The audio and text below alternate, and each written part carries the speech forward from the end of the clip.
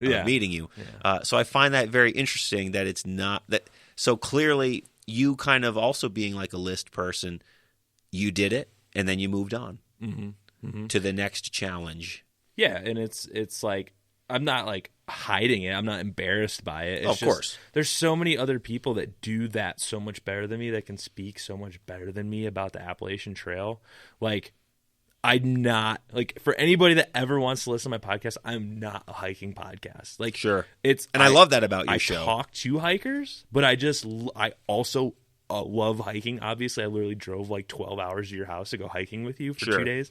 But I like the long distance thing. I did it. I learned that it's not for me for long term, and I just love doing it. But like, that's what we talk about podcasting all the time because we both run podcasts.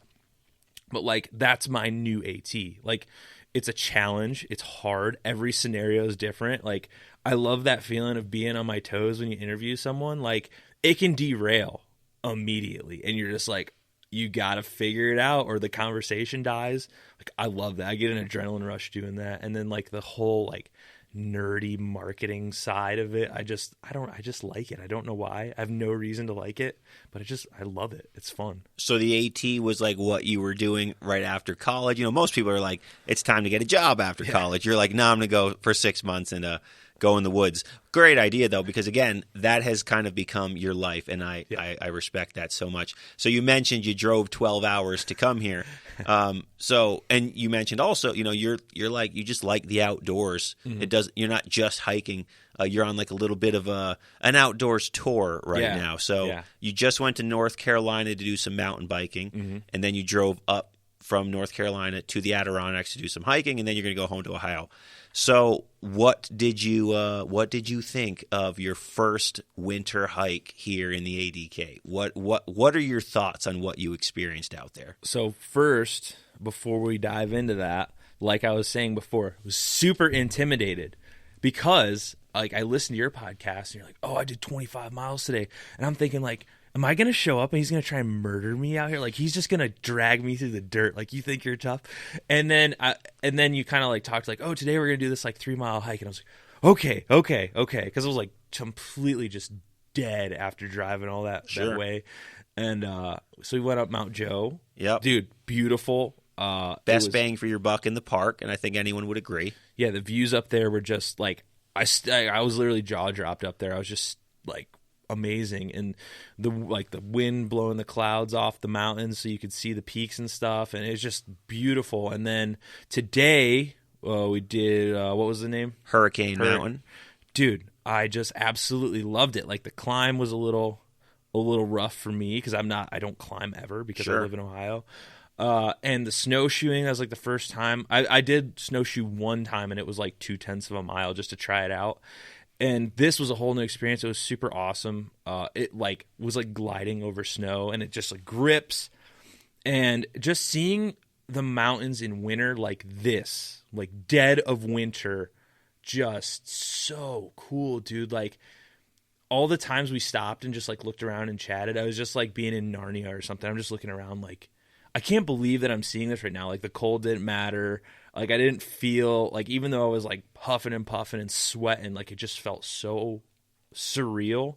And then it was just a beautiful day. Like, we got every type of weather that you could imagine in one day. It was like sunny, snowing, cloudy, and then up at the top of the mountain in the fire tower, it was like my face froze and I couldn't feel my hands. Yeah, the wind was whipping, as I say here on this podcast, and how people like to quote me as if I say it all the time. But yes, the wind was indeed whipping up on Hurricane today, as it always is. I have actually never been on Hurricane Mountain, and it wasn't doing that. But I took you up that mountain in particular because I feel like it's the quintessential Adirondack mountain.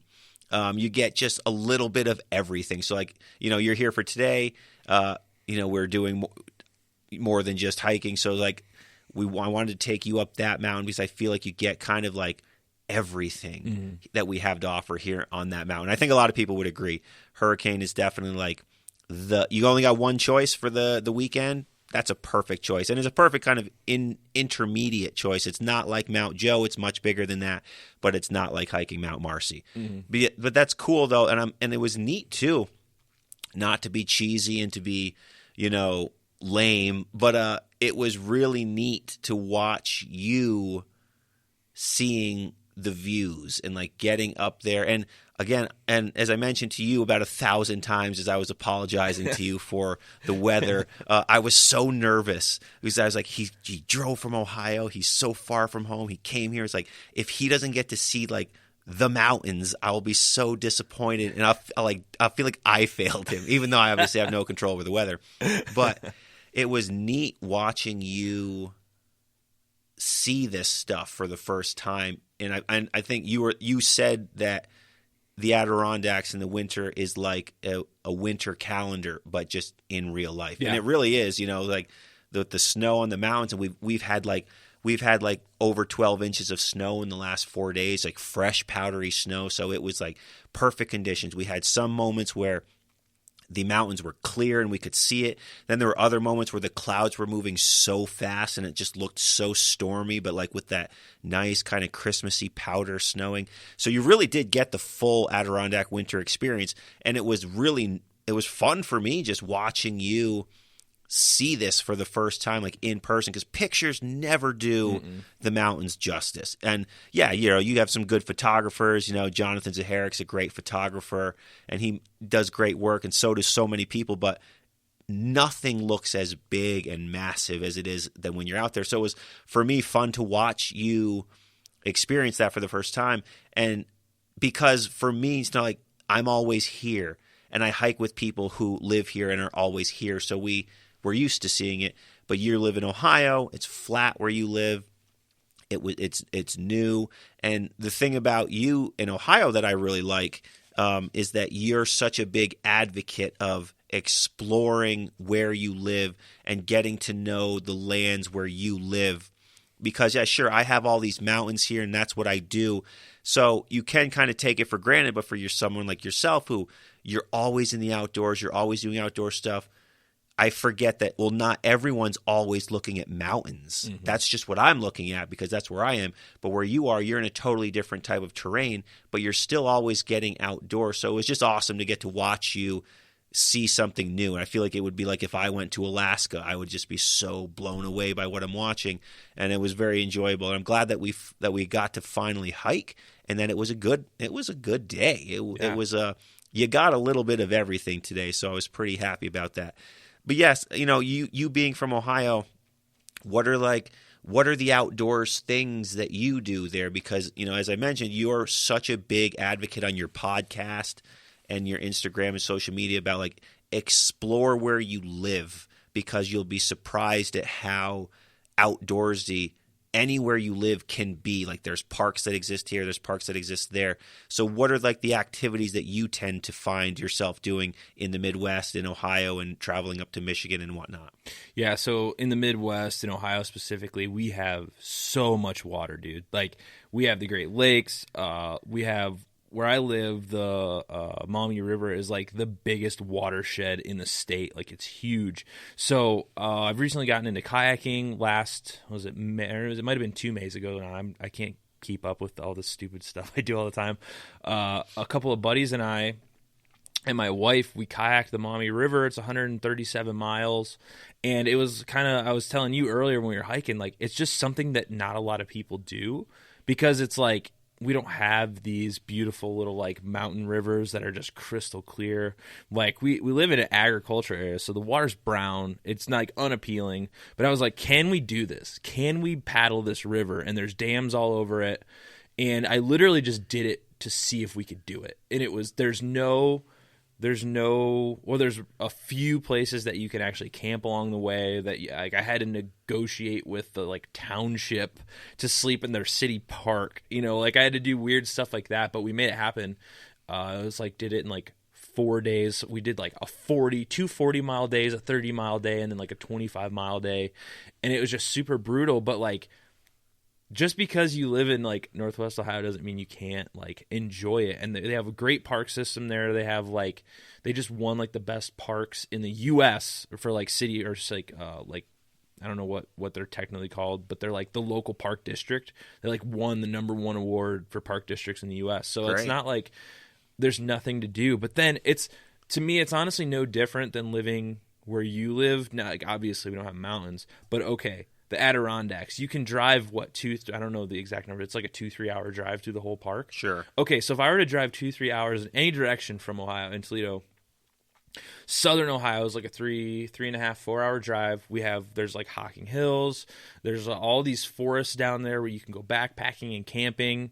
You drive 3-4 hours north, you have all of Michigan, which is like the Adirondacks Junior. Like it looks the same, but there's just not a lot of climbing. Like there's the pine forest, there's all the birch trees, all that beautiful streams and stuff. We just don't climb a lot.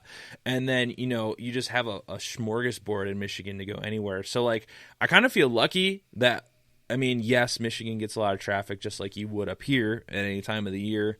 But like, that's their thing. Like Michigan is the recreation state for the Midwest, basically. Like you go up there and like, if you are ever able to come out to me and we went up there, you'd love it because you'd be like, oh my God, this is like very similar. I just don't have to like huff and puff up the mountain for 2 hours. Thank God. Thank God I don't have to do any heavy breathing. Yeah. So I think I just think it's misunderstood in a way. And that's kind of like been my goal with Aptitude Outdoors. Like, yes, I interview people from all over anywhere in the world because I'm super ADHD about what I like with the outdoors.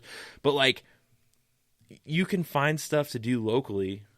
But that's not to say, like, I'm literally here right now in the Adirondacks. I love to explore new places, but like, just because I'm out here doing this doesn't mean I still don't love exploring in Ohio. And sure, of course. This is just a cool place. Like, how can you not want to come here? Yeah, and like, I want to go anywhere else too. It'd be awesome to come to Ohio or Colorado or Washington or Alaska or wherever. That's as I mentioned, and I've told you before. That's what I love about your show. You just like you present that. Nobody thinks the outdoors. You don't think of Ohio. You don't think of Ohio at all. You think of cornfields. Yep. And LeBron James, or I guess formerly LeBron James. But it's just like, it's cool what you're doing, like paddling the Maumee River. Yeah. That's so freaking awesome. Like you took this activity. It's like nobody does this, but you can. Yeah. And you went on this awesome outdoors adventure, paddling the 130 miles or whatever it was, because why not? We can do it. And I love that attitude. And I think that is what's lacking. And again, when it comes to the Adirondacks, everyone travels here. And as anyone who's listened to this show knows, I am all about it. I want people to come here. I want people to explore. I want people to enjoy what this place is because it's so magnificent. And I am the type of person that is the anti-gatekeeper. I am welcoming with open arms. Come visit here. I want you to explore and to fall in love with this place the same way myself and thousands of other people have. But I also think you need that. I love that attitude. I think like you can find those types of outdoor activities right where you live that might not be normal or might not be your typical thing, but man, you could find such a new appreciation for where you live. In fact, it just came to my mind, but there's a dude who listens to this show who hiked, I believe in the state of New Jersey, there's like 52 mountains, mountains, we'll call them mountains, over 1,000 feet elevation. And he just looked on a website and saw all of them. And some of them have little hiking trails. Some of them are just little bushwhacks. And he went up every single one of them. And it took him. And I was like, I love that. I should have him on the podcast because I love that attitude of just exploring where you live, because you'll find so many amazing things that you can do when you just get creative when it comes to the outdoors. And, people might be thinking, 1,000-foot mountains, who cares? But I care. I think that's awesome. Yeah. That was such a cool activity. It took him all over his home state. And that is so awesome. And what you did paddling the river and that sort of idea. And you're really big with the parks people. So it's like, that is such a terrific activity. And that's why I think your podcast does a terrific terrific thing for the outdoors community. And I'm glad you're also here in the Adirondacks because, you've been listening to my show religiously, which I thank you for that. I always know on a Friday morning I'm going to get a text from you about something about the episode I just put out, whether it's, a regular episode or a campfire story or whatever. So I appreciate that. Campfire stories are legit. I appreciate that. Thank you very much. Awesome. They're fun. They're fun to do. But now that I know what you're talking about, it makes it way cooler because I'm just like, I don't know any of these mountains. Yeah, sure.